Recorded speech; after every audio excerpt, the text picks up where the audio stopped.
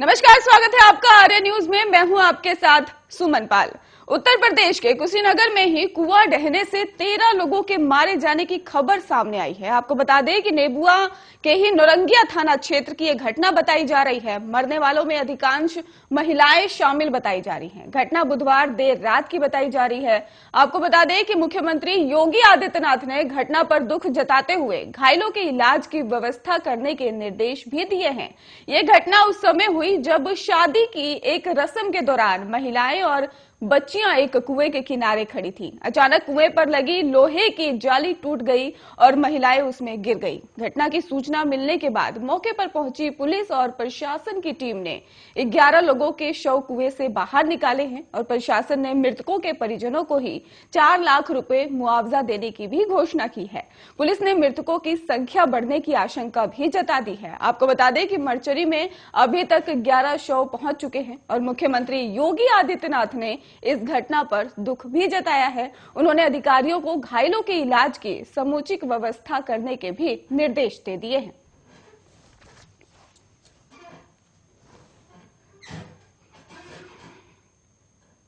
रुक करते अगली खबर की ओर, जहां पर उत्तर प्रदेश में कुशीनगर में हादसा हुआ है और यहां नेबुआ नौरंगिया थाना क्षेत्र में कुएं में ही गिरने से 11 महिलाएं और 2 बच्चों की मौत बताई जा रही है, जबकि 2 गंभीर रूप से घायल हो गए हैं।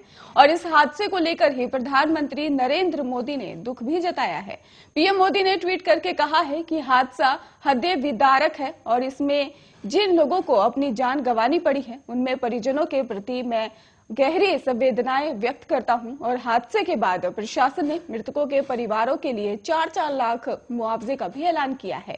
पीएम मोदी ने कहा है कि उत्तर प्रदेश के कुशीनगर में हुआ हादसा हृदय विदारक है और इसमें जिन लोगों को अपनी जान गंवानी पड़ी है उनके परिजनों के प्रति मैं गहरी संवेदनाएं व्यक्त करता हूं और इसके साथ ही घायलों के जल्द से जल्द स्वस्थ होने की भी कामना करता हूं। स्थानीय प्रशासन हर संभव मदद में जुटा है।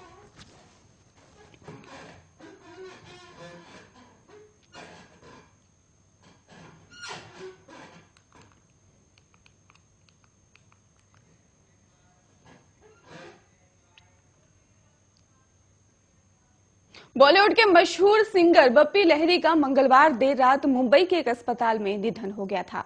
उनकी उम्र 59 साल थी और उनका मुंबई के जुहू के क्रिटी केयर अस्पताल में रात 11 बजे निधन हो गया था। गुरुवार को आज उनका अंतिम संस्कार किया जाएगा। मिली जानकारी के अनुसार आज सुबह 10 बजे जुहू के लाहिड़ी हाउस में ही उनकी अंतिम यात्रा भी निकाली जाएगी। उनका बेटा और बहू अमेरिका से मुंबई पहुंच चुके हैं। जैसा कि जानकारी मिल रही है कि उसके मुताबिक कहा जा रहा है कि सुबह 10 बजे के बाद जुहू के लाहिड़ी हाउस से बप्पी दा का पार्थिव शरीर विले पार्ले के भवन हंस में मौजूद शमशान गृह के लिए खुले ट्रक में ही फूलों से सजाकर ले जाया जाएगा ताकि राह चलते लोग उनके अंतिम दर्शन कर सके। ठीक उसी तरह से जैसे लता मंगेशकर के अंतिम सफर के दौरान हुआ था। ट्रक पर बप्पी लहरी की जो बड़ी सी तस्वीर भी लगाई जाएगी और बप्पी दा के घर लाहिड़ी हाउस से ही शमशान गृह की दूसरी तकरीबन 2.6 किलोमीटर है। आपको बताते चले कि 10 मिनट में यह रास्ता जो रहेगा वो तय किया जाएगा, लेकिन ट्रक की रफ्तार और लोगों की भीड़ के मद्देनजर इस दूरी को कवर करने में घंटे भर का भी समय लग सकता है। ये जानकारी भी सामने आ रही है और वहीं अंतिम सफर के लिए यह समय पूरी तरह से इसकी रफ्तार पर निर्भर करेगा। वहीं प्रधानमंत्री नरेंद्र मोदी ने कल पंजाब में विधानसभा चुनाव के लिए वोटिंग से 4 दिनों पहले पठानकोट में रैली की है और इस दौरान ही पीएम मोदी ने कांग्रेस और आम आदमी पार्टी पर जमकर हमला किया है। साथ ही उन्होंने कहा है कि एनडीए के पक्ष में वोट करने की उन्होंने साफ तौर पर अपील भी की है और इसके साथ ही प्रधानमंत्री ने कहा कि कांग्रेस अगर ओरिजिनल है तो दूसरी पार्टी उसकी फोटोकॉपी है। उन्होंने कहा कि एक ने पंजाब को लूटा और दूसरी दिल्ली में एक के बाद एक घोटाले कर रही है। ये दोनों एक ही थाली के चट्टे बट्टे हैं और इसके बावजूद अब ये दोनों पार्टियां मिलकर नूरा कुश्ती कर रहे हैं। सच्चाई ये है कि कांग्रेस अगर ओरिजिनल है तो दूसरी पार्टी उसकी फोटोकॉपी है। पीएम मोदी ने कहा कि कांग्रेस की करतूतों के साथ ही देने के लिए ही अब उन्हें पार्टनर इन क्राइम भी मिल गया है और एक ने पंजाब के युवाओं को नशे के जाल में ढकेला और दूसरी पार्टी दिल्ली के युवाओं को शराब का लती बना रही है और एक ने पंजाब को लूटा, दूसरी दिल्ली में एक के बाद एक घोटाले कर रही है।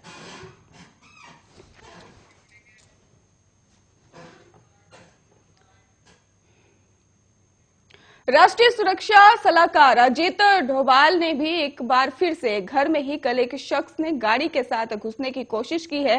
हालांकि किसी घटना को अंजाम देने के पहले ही सुरक्षा कर्मियों ने उसे दबोच लिया। यह शख्स दिल्ली की पुलिस स्पेशल सेल टीम की ही हिरासत में है और उससे पूछताछ की जा रही है। आपको बताते चले कि शख्स गलती से ही गाड़ी लेकर घुसा था और इसके पीछे कोई साजिश है या ये साफ नहीं हो पा रहा है। दिल्ली पुलिस की माने तो बताया जा रहा है कि एनसीए अजीत डोभाल के आवास में ही एक अज्ञात व्यक्ति ने घुसने की कोशिश की है और व्यक्ति को सुरक्षा बलों ने रोका और हिरासत में ले लिया। आगे की जांच जारी है। पुलिस का कहना है कि प्राथमिक जांच के अनुसार वो व्यक्ति मानसिक रूप से ठीक नहीं था और इसके साथ ही व्यक्ति किराए की कार चला रहा था। बता दें आपको कि अजीत डोभाल को भारत का जेम्स बॉन्ड भी कहा जाता है। वो आतंकी संगठनों के निशाने पर भी लगातार रहते हैं। पिछले साल ही आपको बता दें कि पिछले साथ ही आतंकी संगठन जैश ए मोहम्मद ने अजीत डोभाल के घर और दफ्तर की रैकिंग की थी और यह खुलासा खुद जैश के आतंकी ने ही किया था और जिसे जम्मू कश्मीर पुलिस ने गिरफ्तार किया था। उरी के ही बालाकोट में भारतीय स्ट्राइक के बाद से ही लगातार पाकिस्तान आतंकी गुट अजीत डोभाल के खिलाफ साजिश रच रहे हैं।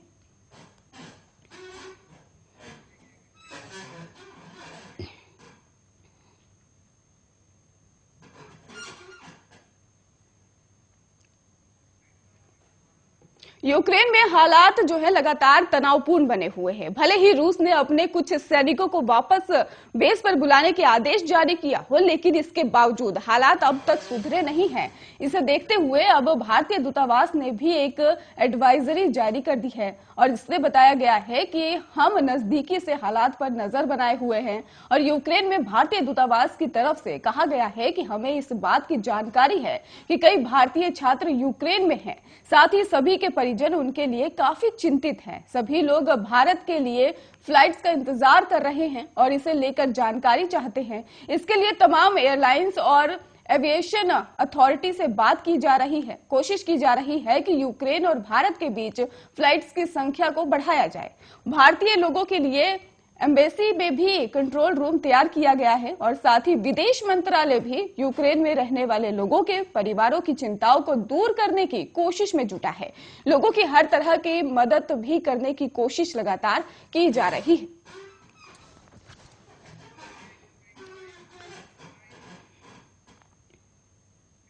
वहीं मुलायम सिंह की सबसे छोटी बहू अपर्णा यादव ने कहा कि वो अपने जेठ अखिलेश यादव के खिलाफ चुनाव प्रचार को तैयार है।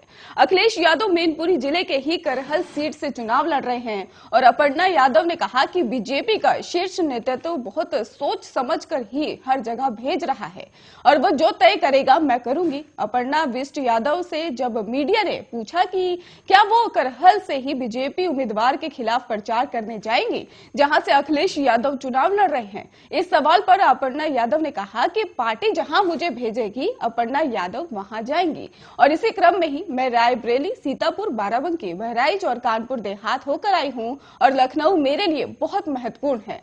मैंने कल सरोजनी नगर में ही प्रचार किया है और अभी लखनऊ कैंट में प्रचार कर रही हूं।